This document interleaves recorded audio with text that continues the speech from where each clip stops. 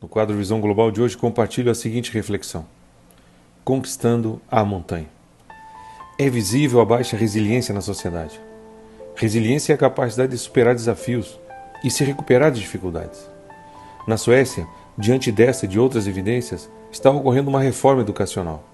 Constatou-se que o ensino 100% digital trouxe prejuízo ao desenvolvimento cognitivo dos estudantes ao longo das últimas décadas. O país fará investimento de aproximadamente 45 milhões de euros durante o ano de 2023 para a distribuição de livros impressos aos alunos.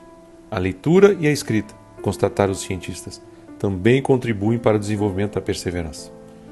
Abandonamos vários instrumentos que fortaleciam a resiliência. Entre tantos, e além dos já citados, o ensinamento de que para vencer os desafios, o talento é importante, mas a perseverança é fundamental. O filho pode ter várias qualidades, mas se os pais não ensinarem que ele precisa perseverar, desistirá diante dos desafios. Em contrapartida, existem pessoas com virtudes pouco exaltadas, mas foram resilientes diante dos insucessos e por isso conquistaram muito além das expectativas. A baixa resiliência, a falta de perseverança, tem feito muitos desistirem de estudar, desistirem do casamento, dos filhos, de cuidar da saúde, desistirem da própria vida, desistirem de Deus. No meu livro de fé tem um exemplo, além da sempre perfeita referência de Jesus Cristo, de um homem que foi perseverante e conseguiu vencer os desafios, por pior que parecessem. Refiro-me a um homem chamado Caleb. Caleb nasceu escravo e permaneceu nesta condição até os seus 40 anos, quando foi liberto. Desde cedo, e mesmo sendo escravo, Caleb acreditou que sua vida poderia melhorar. Ainda jovem, soube que Deus havia sonhado para ele e sua família viverem em liberdade em uma terra boa e fértil. Depois de ser liberto, Caleb e sua família foram em direção desta terra. Depois de 45 anos de ser liberto, caminhando no deserto, superando vários desafios e vivendo alguns fracassos, Caleb chega próximo da terra prometida, no caso dele, o Monte Hebron. Caleb está com 85 anos de idade, e a história conta que ele faz uma declaração impactante ao amigo Josué. Caleb diz: "E agora, eis que o Senhor me conservou em vida", como disse. 45 anos há agora, desde que o Senhor falou esta palavra a Moisés, andando Israel ainda no deserto. E agora, eis que já hoje sou da idade de 85 anos. E ainda hoje estou tão forte como no dia em que Moisés me enviou. Qual a minha força então era, tal é agora a minha força, para a guerra, para sair, para entrar. Agora, pois, dá-me este monte de que o Senhor falou aquele dia. Caleb diz: "Eis que o Senhor me conservou em vida".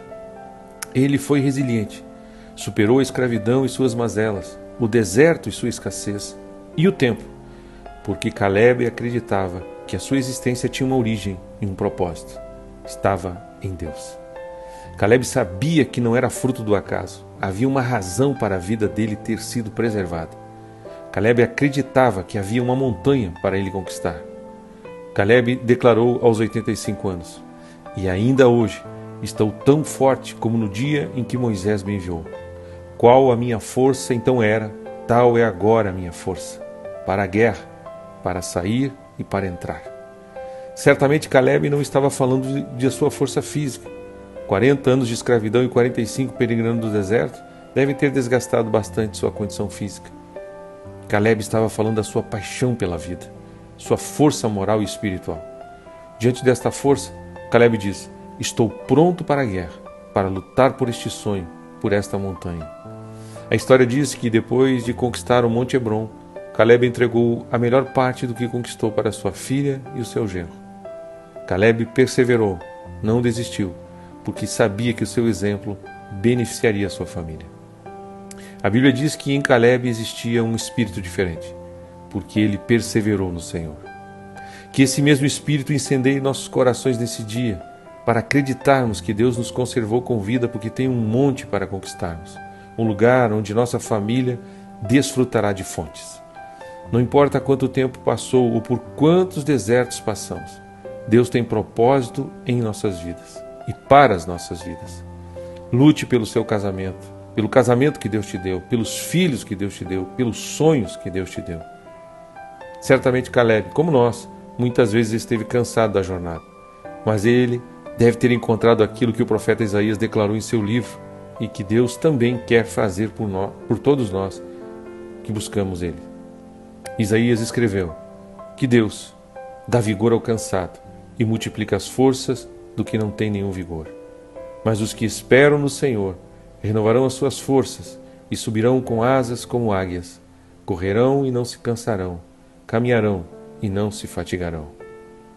A força que precisamos para seguir lutando está naquele que nos libertou, o mesmo Deus que Caleb acreditou.